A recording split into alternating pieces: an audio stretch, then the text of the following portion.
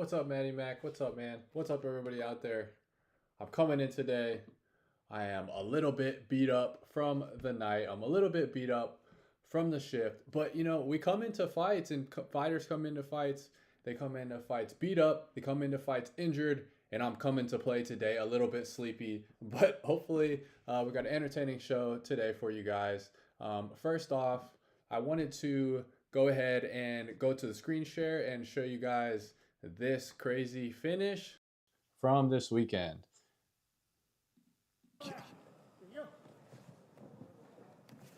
This is Kong Wang, women's flyweight. Not known for their power. Not known for their power at all. Oh my God! Boom. Oh my God! Oh my Boom. Boom. Boom. Oh my God! Just absolutely starches her, man. Absolutely starches her. And that was exciting to me because this women's flyweight division is a little bit stagnant, especially towards, you know, the bottom and the middle. And to see somebody with that type of power, and I believe this was her debut. You guys can correct me if I'm wrong on that. I don't know much about this fighter, but I did see that highlight. And for that weight class to have that power, I'm excited about her. She had the Joker at the weigh-in, the Joker face paint, which was a little bit goofy. But when you're backing it up with highlights and finishes like that, I think that's awesome and a great breath of fresh air for the division. But we got a lot of fun matchups today. Go back to screen share and I'll go ahead and show you guys how my picks went for this weekend. UFC Vegas 96, also Tough 32 finale. And I'm a big Tough fan. You guys in the comments, let me know if you guys are Tough fans. I'm going to be going over each of these fights, talking a little bit about the matchups, a little bit about how it played out, a little bit about the futures of the fighters in that division. And then I'll also go over, for some of these prospects and some of these fighters, we'll go over their card values and if they have any good rookie cards, any good buy and sell times, things like that. But thanks everybody for hanging out with me.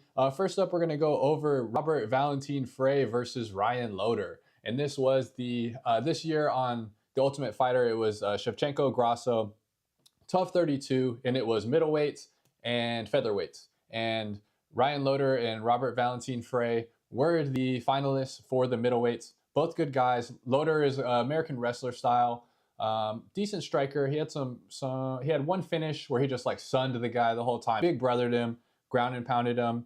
And Valentine Frey, kind of an unorthodox striker. He actually had a very unique submission. It was like a Keisugatami Americana, which is like you have the guy in side control and then you use your legs to actually Americana and bend the guy's arm backwards. But a really nice submission, and he hit it super flawlessly. So I was excited for this matchup, and I really thought that Valentine Frey, known as Robzilla, was going to really take it to Loder because throughout the season, he was really a big presence on Team Grasso, and he was coaching. He was in the corner, giving corner advice to his teammates multiple times throughout the season. Grasso and Diego Lopez were actually like letting him coach in the gym, which is super rare. You don't really see that very much. So I thought that he had a lot of good attributes that probably meant that his head was screwed on right. And I thought that he might have been the favorite in this. The odds makers were with me here. I really thought he had the finishing potential over Loder. And as we found out, I was wrong.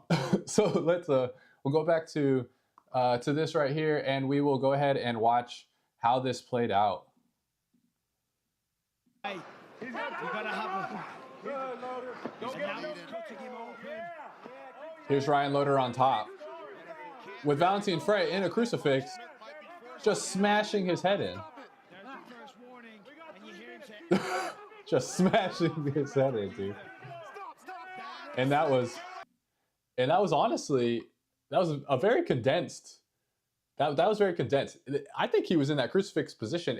Maybe it's because I liked him as a personality and I wanted him to win, but I felt like he was in that position for like 2 minutes straight, just getting absolutely pounded on. And I mean, we knew this going in if you watch the tough series this year, but Loder is very physically strong. He's a great wrestler, very strong in the grappling. And Valentine Frey looked like he had a little bit better submission grappling, a little bit better jiu-jitsu. I thought that matchup, he would be able to neutralize Loder's heavy wrestling with the submission attacks. And he did almost catch him in a rear naked choke in the first round. Also, Loder almost caught Valentine, Frey, Robzilla in that Kesagatami Americana, which Rob got Patty McCorian in the season, which is, it's a super rare submission. So for those guys to be pulling it off kind of back to back was really odd to me. Maybe that's something that we'll see more in the UFC.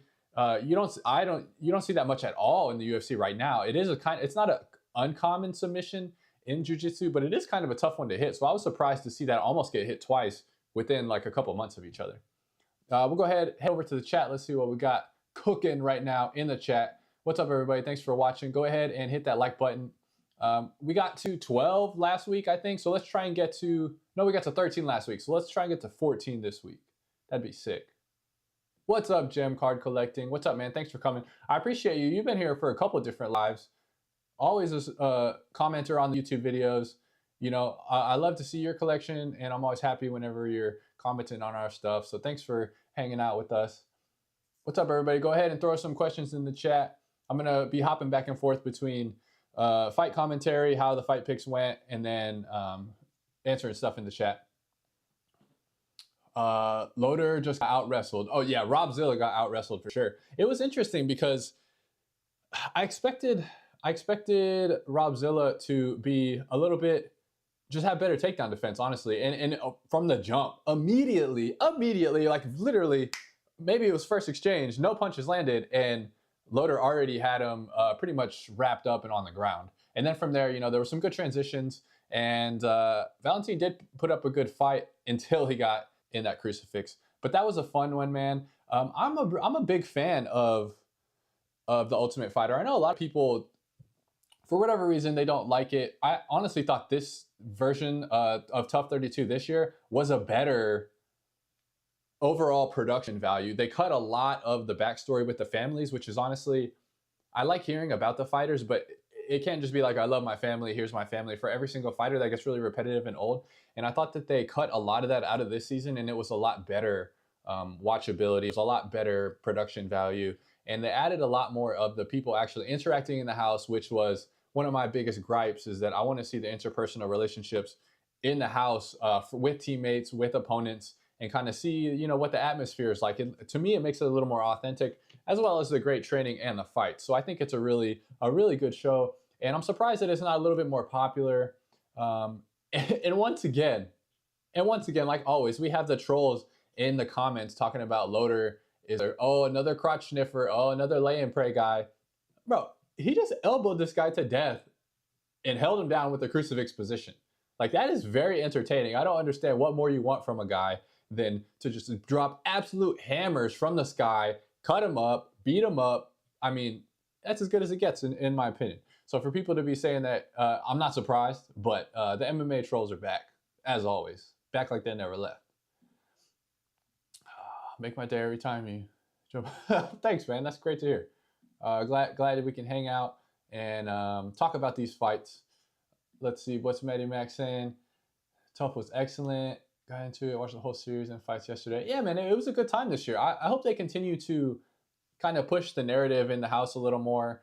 The coach's challenge is so funny to me. I don't have a clip queued up for that, but to watch these incredible athletes that are just insane movers, like very, very good movers, very good kinesthetic awareness, obviously in incredible shape, just not know how to shoot a 4-foot jump shot is, I mean, I'm American, right? So basketball is a huge sport, but like, that's hilarious to me that they can do all these crazy kicks, insane hip mobility, super flexible, can have cardio for days. And Valentina Shevchenko is winded after shooting for 3 minutes straight. That's hilarious. But that's what's fun about Tough, is you get to see a little bit of the coaches' personalities as well. We'll go ahead and go back to the next matchup of the Ultimate Fighter 32. And it was Kaan Ofli versus Mairon Santos. And dude, I got absolutely cooked in my picks this week. I got cooked. I only got, I got these two right, and I got these three wrong. And my total record, 13-9. So not a good week for me. I was 2-3 on the week. And honestly, this one was very tough for me to figure out.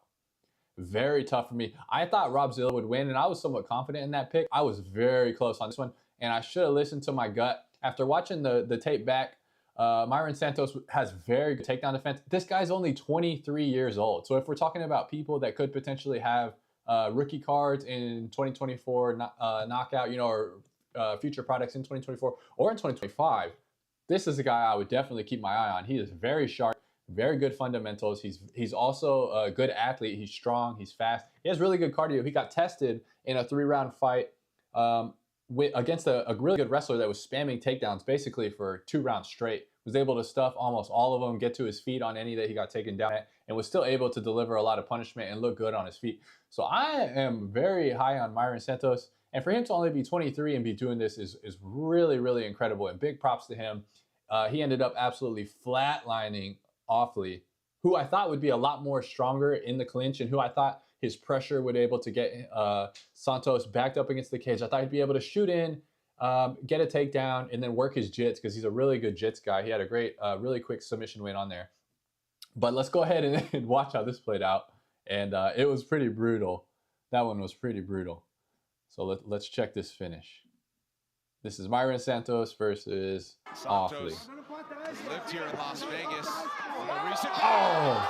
Oh no! Ofli is out. Mairon Santos. Las Vegas. Oh no! Oh. Lived here in Las Vegas.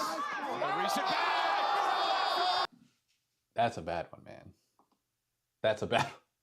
Anytime you're slumped over with your butt in the air and your face down, and he caught like 4 or 5 more punches, that's a bad one. But really entertaining fight. It was a good scrap up until the finish, and that was the beginning of round 2, basically a minute and a half in. So really, really, really exciting fight. I'm going to be high on Mairon Santos, and I hope that he has cards coming out. We'll see. Usually, if you're a tough winner, you're probably going to have some decent people buying your cards in a decent market. So I would be surprised if he wasn't already very high up there after that win. But we'll see.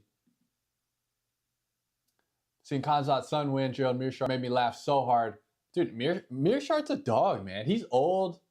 He's not like that. I mean, he's obviously very skilled, right? And he's very skilled in submissions and very skilled in grappling, and we saw it. But, like, yeah, should he be winning fights at this age, in this stage of his career, and especially against, like, Edmund Shabazian? Probably not. But he's doing it. And I for one like it, because he seems like a very likable guy. In the lead up to him versus Khamzat, I watched a lot of build up to that fight, and in all of his interviews, he just seemed really likable, real down to earth. So I always root for Gerald and the old man when he's out there, but that was pretty legit.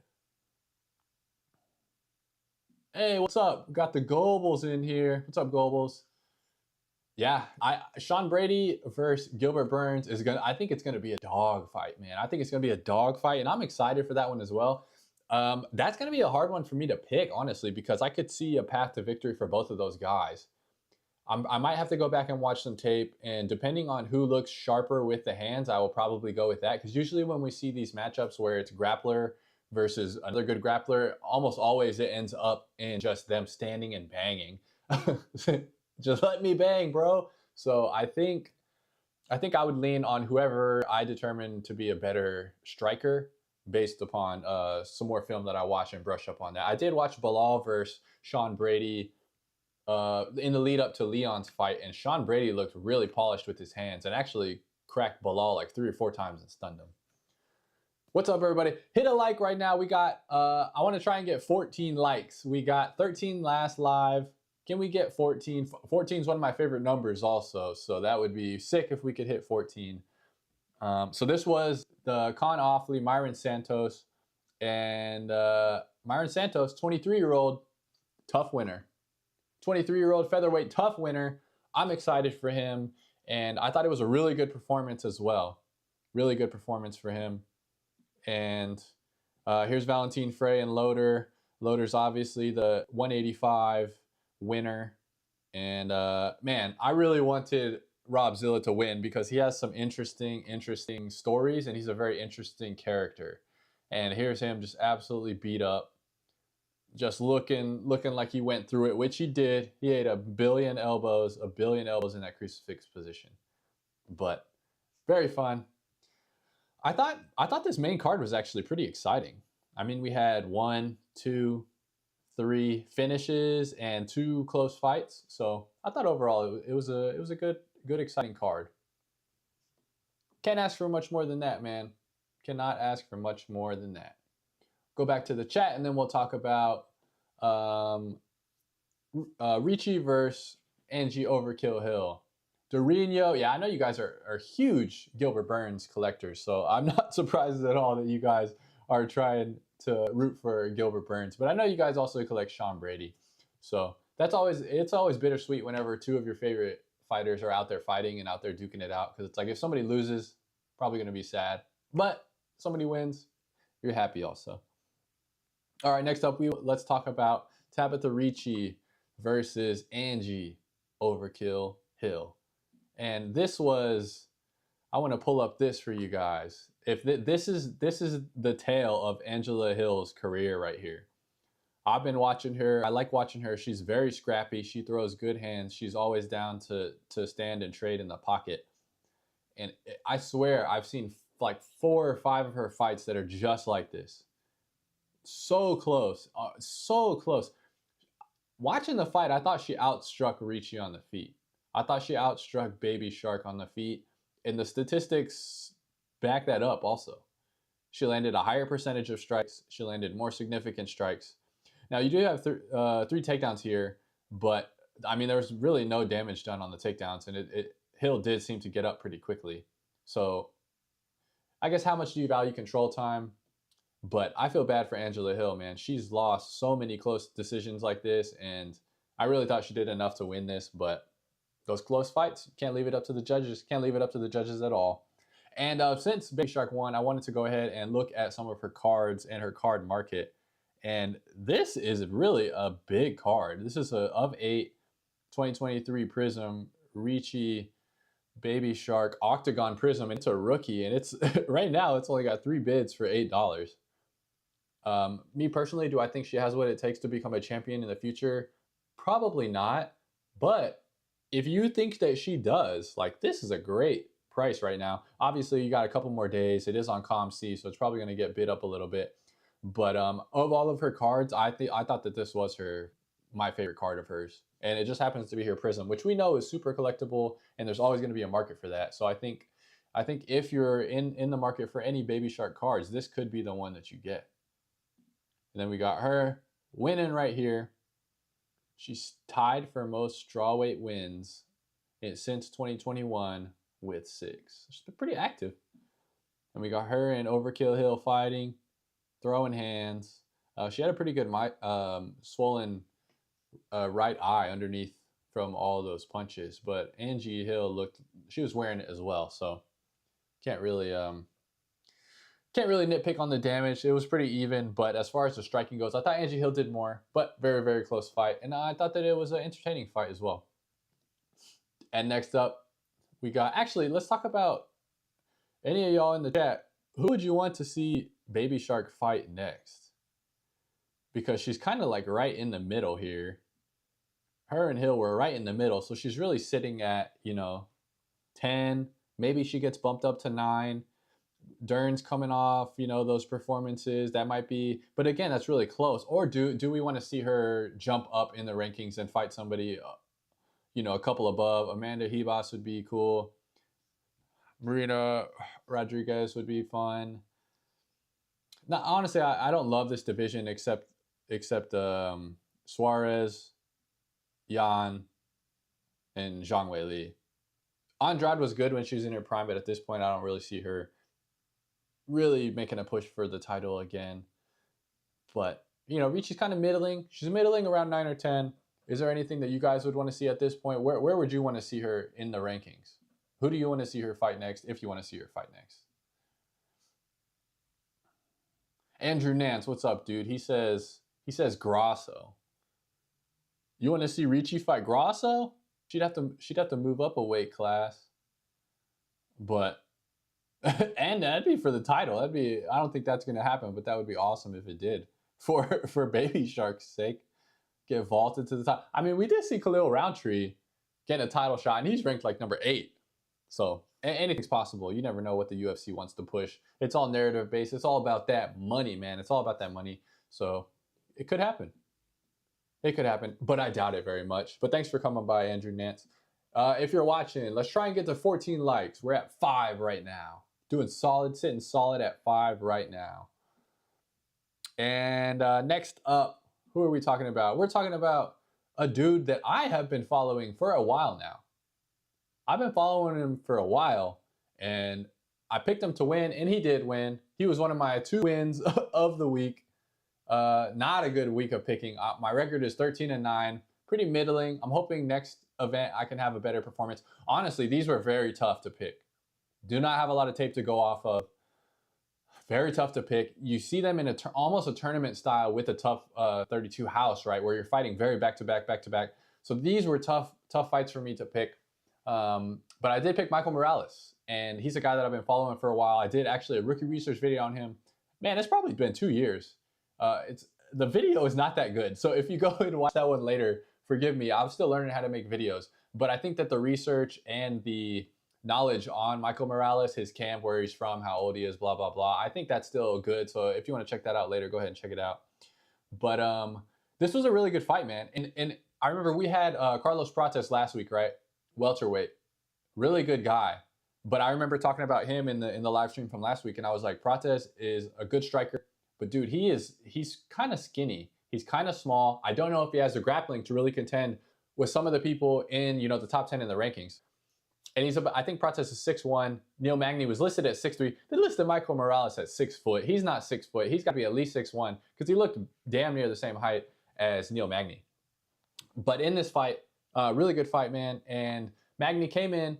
He did his Neal Magny thing. He did his gatekeeper thing. He's always good against the cage. He's always a good grappler. He's strong. He loves to cage wrestle. He did that with Michael Morales for a while. Michael Morales started the fight with some really good low leg kicks. At this point, we know Neal Magny is not good at defending or checking low leg kicks. We saw it with, oh no, what's his name? Ian Gary. He got absolutely, his legs got ate up for 3 rounds with Ian Gary. And we saw it again with Michael Morales. And the people are targeting Neal Magny. And really, I think he's probably going to be out of the rankings by his, if not right now, by his next fight. And he's been a really tough guy. He's been around the sport forever. He's been in this division, kind of in the rankings forever. But his time is up. And Michael Morales' time is now. And he looked great. And we'll go ahead and watch this finish from Michael Morales. The fence. Didn't work. Magny. This is a bad position. Full mount. Mode, but short time on the clock. Just pound him out. Turns his back. Belly down. Teeing off, trying to flatten him out. Big trouble now is Morales. Repeated right. And just big brothered him, man. Just big brothered him. But it was a good fight. And I really wanted to, I want to see if they have this spinning elbow. This spinning elbow that he did off the cage was really interesting to me, and has always been something I've wondered. You're really set up. You're set up for this spinning elbow in this like escort position against the cage. And he threw it and he stunned him perfectly. But I've always wondered. I think it's a high risk move, because if you throw it and you miss, I think you could easily, somebody could shoot in and get on your legs and then re-engage on the wrestling. But that was a really creative strike, and I like that he threw that. Bang, caught him with it and stunned. I mean, he dropped him with it, so you know it hurt. But that was the beginning of the end, and he was able to really show good control and really just smother Michael Morales.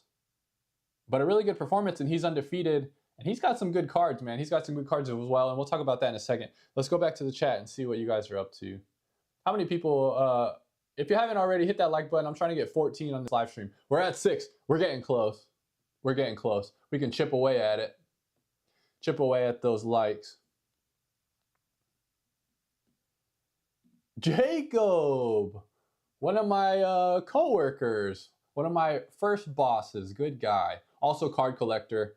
He's more of a baseball and modern basketball. Got some nice Wemby, supporting the Spurs.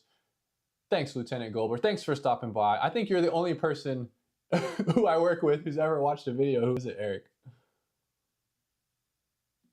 Andrew Nance, letting them know. Hit the like button. Hit the like button. If you don't hit the like button, you're a jabroni. You hear me? You're a jabroni, and Michael Morales is gonna sneak into your house and he's gonna spinning elbow you like he did to Neal Magny if you don't hit that like button right now. I'm not saying anything. That's him. He's crazy. Michael Morales is crazy, and he wants you to hit that like button. Who else we got in here? Matt, more elbows like this out of the clinch aren't thrown. I completely agree, and that's one thing that I liked about Robert Valentine Frey, even though he got beat up pretty good this weekend, is that he used elbows really well. And in that first fight he had, they got into boxing range, and he just launched an elbow, a rear elbow, and absolutely clobbered the guy. And it is an underutilized weapon, and I think one of the reasons why that is because it's very brutal. And honestly, to throw that in training and sparring with teammates is a little, I mean, obviously it's all aggressive, right? You're basically trying to hurt people, but to really practice that and do it in anger in an actual competition setting, I just think it's one of those habit things where the habit isn't developed in training because it's such a powerful weapon. At this level, maybe that's not the case. I mean, these guys are sometimes they're going to war, you know, in their sparring, but that could be, maybe, never know. Could be one of the reasons we don't see the elbows as often as we think they should be used. And with this, I want to also show you guys some of Michael Morales' cards. And I think that he is still relatively low price compared to what he could be in the future. Now, you know me, well, maybe you don't know me. Maybe this is your first time watching the channel. But I am pretty risk averse when it comes to collecting, especially with these newer and younger prospects. They have so much to prove, so much can change with one fight and one loss. And I tend to stay away from getting into prospects until they've really reached championship status, because it's such a long climb and because so much can happen in such a little amount of time. But let's look at some of Michael Morales' cards. And this is from his 23 Select, and this is his debut year, and this is a rookie here. I don't really like this image, honestly. I don't think this would be the one I would be getting. And same thing with, I think this is a good image, but it is horizontal. So if you're talking about display potential and put it in your display, I don't know if I would really even want this card either. It is a really nice card, and I've seen some people are flashing the Morales now that he got the win. They've been waiting. They've been waiting for him to have a big win, hit the rankings, and now I'm seeing a lot of Morales out on the internet, which I love, because he's a really fun prospect and a good guy to watch. But I think his best card is actually an insert. And I think it's from this year. I think it is the Youthquake insert, which I should have typed out initially. I think this is his best card. Oh my, come on. They're blocking me right now. Freaking blocking me, but I think this is his best card right here. And it's the Youthquake, and these are actually somewhat rare. I believe they're 1 in every 10 boxes. So it's not a case hit, but it is pretty rare compared to some other inserts. And it's a good card, man. I like it. Good pose. He probably just knocked somebody out. He's celebrating the win. And the Youthquake is, I think it's clean design. Nice little refractor. But that's just some Michael Morales cards for you guys. He also has, I believe his first auto is in the Midnight set. So let's go ahead and check that out. I think this is his first auto here. And again, horizontal, so not necessarily the best. Super bright, so you know how it is with Midnight. I don't know, maybe that's not your bag. Maybe it is. If it is, it'd be a card. But I'm pretty sure that that's his first auto. All right, going back, let's see what the chat's doing. What are you guys up to today? It's Sunday. Sunday fun day. Andrew Nance, man, you're active in the chat, dude. Active in the chat. I appreciate the support. I appreciate the support and appreciate you watching. And let's go. 6 likes. We got to get to 14. If we don't get to 14, Michael Morales is coming to your house and he's throwing that elbow off the side of your wall. I'm trying to help you guys out so you guys don't get hurt. That's all that's happening here. I'm trying to help you guys out so you guys don't get hurt by Michael Morales when he's mad that you didn't like this video and we didn't get to 14 likes. All right, next up. We're flying through this episode. Thanks for being with me. Sorry if I'm a little low energy. I am very tired from last night's shift. And last up we had Caio. Oh, I'm skipping one of my most favorite parts. What's next for Michael Morales? What's the matchup for Michael Morales? This is one of my favorite things to do after fights, is to try and match make and see what makes sense as far as the rankings. Neal Magny, he's been top 15 forever. Number 12 in the rankings. Michael Morales beats him. We got to assume that Michael Morales is at least 12th in the rankings right now. So he's behind Joaquin Buckley. You got Jeff Neal, and he's sandwiched in between Luque, MVP, and Kevin Holland. What's next for Michael Morales? What do you guys want to see in this welterweight division? Which I think this welterweight division is really starting to pick up some steam, man. You've really got some fun guys and some young blood in this division finally. We've had Usman, Colby for the longest time at the top, right? Bilal is 37 years old, which is very impressive for him to win a championship at that age. But we finally got some young up-and-comers here. Michael Morales is one of those people. Who do you guys want to see him fight in the future, and what do you think makes sense? I would assume they want to put Michael Morales up against maybe an aging veteran, somebody with big name, big star power, and continue to build his stock. Stephen Thompson is right there at 9. Jeff Neal, hard fight, but right there at 10. Pretty big name. Sean Brady's already matched up right now with Gilbert Burns. That's going to be a fun one. I don't think they're going to have Ian Gary fight down. So I don't think that's a viable matchup. But I do think Stephen Thompson versus Michael Morales. That's what I'm going, and I think that'd be a fun one. I could also see Jeff Neal as well. I don't think Michael Morales should be fighting down in the rankings. They need to take advantage of that big win, take advantage of the young up-and-comer and the potential star power that Michael Morales has. Very young, only 25 years old. 25 years old and already sitting in the top 15. The future is bright for this guy. He has at least 5 to maybe 7 years when he's in his prime to continue to develop skills and to continue to get better at this sport. So I'm excited about Michael Morales. I still do not have any big cards from him, though. I'm going to be real. I don't have any big cards from him, but it's because I'm pretty risk averse and because I want to wait and let him prove himself a little more before I go out there and I buy. All right, go back to the solo cam, and then we will see what the chat's pumping, what you guys are up to. Andrew Nance, yes sir. Rally the troops. Andrew, we're stuck at 6 right now. We're stuck at 6. Michael Morales is getting pissed off, dude. Kyle's getting pissed off that you guys aren't liking this video, and they might be waiting for you in the middle of the night when you go to the fridge to get some snacks. That's all I'm saying. And hopefully, hopefully they show mercy. When is Usman fighting next? I don't think he's booked yet, Maddie. I don't think he has a booking yet. I know we've had multiple reports. He's been chirping. Usman has been chirping with Bilal. Usman has been chirping about Shavkat. Usman has been quiet about Leon. I noticed that. He's not saying anything about Leon. He doesn't want to run that back again, I guess. I think I want to say JDM even mentioned Usman once, which would be a pretty crazy matchup also. But we need to get him in there. I'm glad you mentioned Usman because he needs to get in there, man. He's another one of those guys that's a really good guy, a really great fighter, has been a wonderful champion. I really enjoyed his run. The fans kind of disrespected him for a while, but they started to come around there at the end. He still got some tire left on the treads. He still got some tread left on the tire, and he looked pretty good going up to 185 as a lifetime 170er when he fought against Khamzat Chimaev. So I'm excited to hopefully see more of Kamaru Usman in the future. And hopefully they can book him, man. Hopefully they can book him with somebody fun. Somebody fun and take advantage of the name that he has. Colby can kick rocks. Yeah, man. Really the only matchup that I would be excited to see with Colby is the Ian Gary matchup.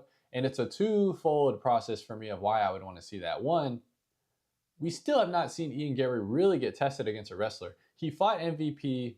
He showed a little bit of cage wrestling, but MVP is not known for wrestling, and he wasn't able to finish him with that deep RNC that he had. And I kind of want to see what does Ian Gary really have with his wrestling, and Colby would be a good matchup, as well as the beef. There's a little bit of beef there, which is always a good build-up. Now, I'm not a huge fan of like over-the-line trash talk, which Covington is known for, but I do think it creates a lot of buzz for the sport. And I think Ian Gary could kind of get on the fans' good side by beating a villain like Colby Covington. And then maybe the fans, start to back him a little more, and he can get a little bit more of a push from the fans, and kind of, he won't be the villain for once, which may be good for him and maybe good for his psyche as well. But what are we thinking about with Michael Morales? I don't think we got any feedback on Michael Morales in the chat, but really good guy, man, and a fun fight. And I was excited to see him fight, and excited to see him do well. Excited to see him do well also. But last but not least, Caio Borralho. The Fighting Nerds do it again. The Fighting Nerds do it again, and he was fighting against Jared Cannonier. And these were the only two that I got right. Only two that I got right. I got absolutely bodied with my picks this week, man. Just bodied with my picks. But Caio ended up winning, and this was a great fight. And let me pull up some of the highlights from this one, because this one was pretty crazy. This one was pretty crazy, man. Basically a slugfest the entire fight, dude. And I thought he was going to finish it right here. And honestly, maybe the ref should have stopped that. Like, that's pretty bad. He took a lot of punishment there at the end, and like he shut down. And this was probably a 25-second clip of Caio just raining blows down on him right there at the end. This one was crazy. Watch this. Boom! Oh, dude, that's like a Rocky movie. The snot rocket of blood just coming out. Kind of, actually, that's sick. That's gross. That's gross. But Jared Cannonier is a warrior, man. Jared Cannonier is a warrior. That was a very, very good fight. Back and forth war. Caio looked great. One thing that I really liked watching Caio is he's very responsible and defensively sound in his exchanges. He's a southpaw, and his right-handed jab was really on point. But also, when he was retreating, he always had that left hand perfectly tucked on his chin. And Cannonier was trying to throw that a couple times, that looping hook to catch. And he had that hand plastered to his face, very defensively responsible, and was able to absorb those blows. Why didn't we see any takedowns from Caio, though? That was very confusing to me. I assumed that was going to be a big part of his game plan, because he is a really good grappler. He has great cardio, as we saw. I mean, to take Jared Cannonier like that and really take him to the brink of his gas tank is very impressive. I've never seen Jared Cannonier that tired. We've seen him fight Sean Strickland. We've seen him fight Izzy Adesanya. And that was Jared Cannonier's hardest fight that we've seen. So how good is Caio, right? And I think that's yet to be determined as he continues to move up the rankings. And he is very high now, which we'll talk about in a second, in the rankings. But he looked very good. And he didn't even use his grappling, which I thought was really odd. Maybe he wanted to prove something, but and he did. He proved that he can strike with the best of the best in the division.